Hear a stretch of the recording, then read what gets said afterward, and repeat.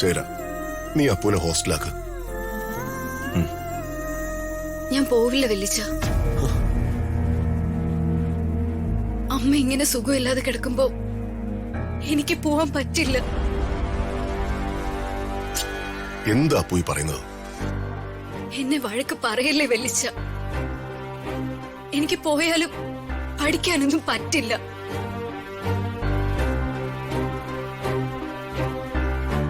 അപ്പൂ, അമ്മയുടെ അസുഖം നിസ്സാരമാണ്, അത് വേഗം മാറിക്കൊള്ളൂ.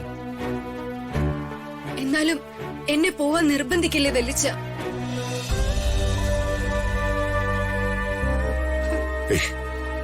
വേണ്ട, കരയൊന്നും വേണ്ട.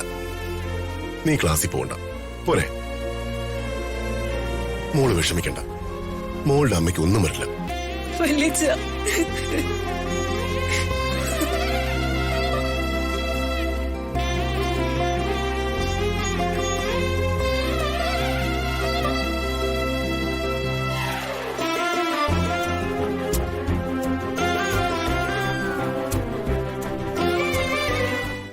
അവിടെ 2 കൂടി ഞാൻ കൊടുക്കാം.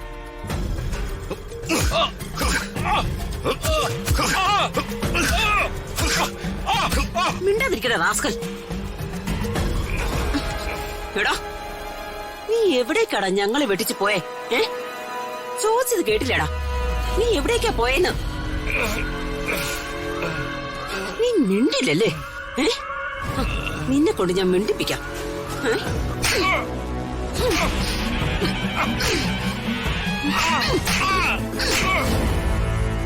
നീ രക്ഷിക്കണോന്ന് പറഞ്ഞ് അവളുടെ അടുത്ത് പോയോടാ? പോയോന്ന്? ഞാനെങ്ങും പോയില്ല. നീ അവളെ അന്വേഷിച്ചു പോകും, അതെനിക്കറിയാം.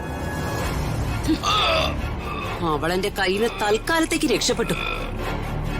ഏതോ മാളത്തിൽ ഒളിവില. പക്ഷേ അവളെ ഞാൻ പൊക്കും. നീ എന്തിനാണ് ദ്രോഹി എന്നെ കൊല്ല ചെയ്യുന്നത്? നിന്റെ പ്രതികാരവും പകയും തീരട്ടടി. നിരപരാധിയായി എന്നെ അങ്ങ് കൊല്ലടി. നീ എന്റെ അമ്മയെ എടീന്ന് വിളിക്കുന്നോടാ. മതിയടാ.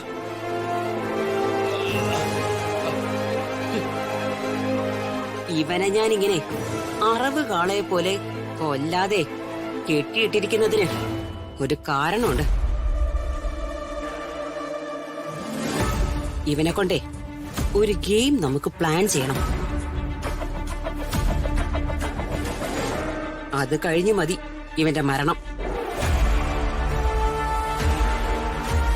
ആദ്യം അവള്, പുറകെ പ്രതാപൻ. അതുവരെ ഇവനിവിടെ കിടക്കട്ടെ. എന്താ ചേട്ടാ? ഒരു മിനിറ്റ്, ഇപ്പൊ വരാം. ചേട്ടാ, വീട്ടിൽ നിന്ന് അപ്പോ വിളിക്കുന്നത്, ഞാനൊന്ന് എടുത്തോട്ടെ. ഹലോ, എന്താ അപ്പു? ചേച്ചി, ഇവിടെ അമ്മയുടെ അസുഖ വിവരങ്ങളൊക്കെ ചേച്ചി അറിഞ്ഞില്ലേ? അറിഞ്ഞു അപ്പു. ചെറിയമ്മയ്ക്കിപ്പോ എങ്ങനെയുണ്ട്? അങ്ങനെ കിടക്കുക ചേച്ചി. അമ്മയ്ക്ക് ഡിപ്രഷനാന്ന ഡോക്ടർ പറഞ്ഞത്.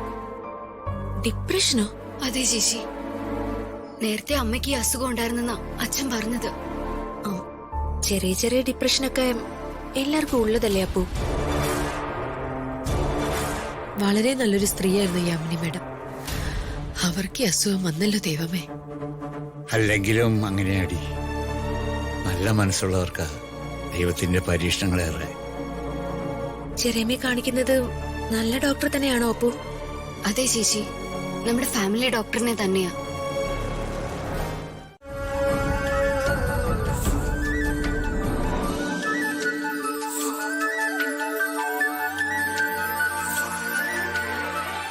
യാമിനി മാഡത്തിന്റെ രോഗവിവരങ്ങളെല്ലാം രാജുവും ജയനും പറഞ്ഞറിഞ്ഞു.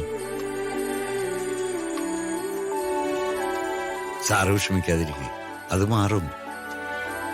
എല്ലാരും കൂടി ഒരുമിച്ച് വന്നത് എനിക്ക് വലിയൊരു ആശ്വാസമായി. കൊച്ചമണി വല്യമ്മയുണ്ടല്ലോ, വളരെ സന്തോഷം. മിനിസ്റ്റർ വർമ്മ സാറല്ലേ ശേഖരൻ സാറേ?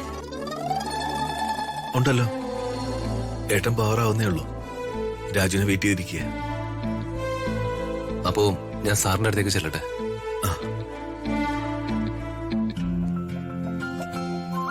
എന്താ വലിയ ഏട്ടനെ കാണണമെന്ന് പറഞ്ഞത്? അത്യാവശ്യമാണെങ്കിൽ മുറിയിലേക്ക് ചെല്ലാം. വേണ്ട, വരട്ടെ. എനിക്ക് ചില കാര്യങ്ങൾ മിനിസ്റ്റർ സാറിനോട് ഡിസ്കസ് ചെയ്യാനുണ്ട്. എന്ന് വെച്ചാൽ ചീഫ് സെക്രട്ടറി അല്ലേ ഡിസ്കസ് ചെയ്യാൻ? വർമ്മ സാറിനോട് കണാ ഗുണം സംസാരിക്കാൻ ചെന്ന എന്റെയും എന്റെ അളിയന്റെയും സ്വഭാവമാണ്. എടാ, നിനക്ക് ഓന്തിന്റെ സ്വഭാവം അല്ലേടാ. ചീമക്കൊന്നേ കേറുമ്പം പച്ച, മരത്തിൽ കേറുമ്പം മരത്തിന്റെ നിറം. ഓന്ത് ജയൻ.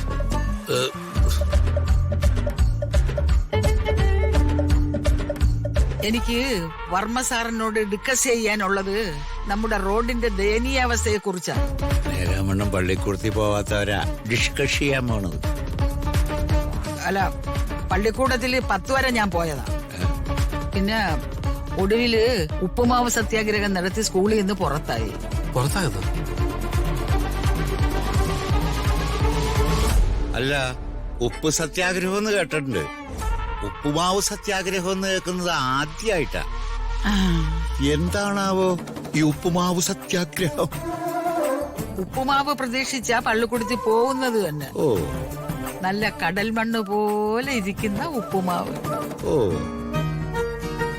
അല്ല, ഉള്ളിയും മുളകൊന്നും അതിൽ കാണാനേ ഇല്ല. നേരാമണ്ണം കിട്ടാറുമില്ല. ഇതിനെതിരെ ഞാൻ നടത്തിയ സത്യാഗ്രഹമാണ് ഉപ്പുമാവ് സത്യാഗ്രഹം.